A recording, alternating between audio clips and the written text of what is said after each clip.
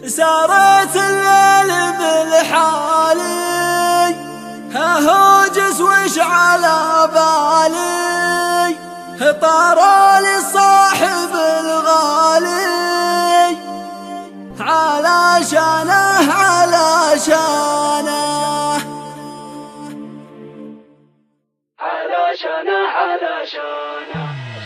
سارت الليل بالحالي هوجس وش على بالي طارالي صاحب الغالي علشانه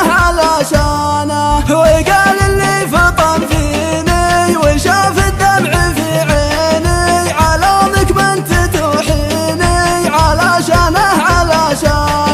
وقلت الهم واسبابه وليف مطول ضيابه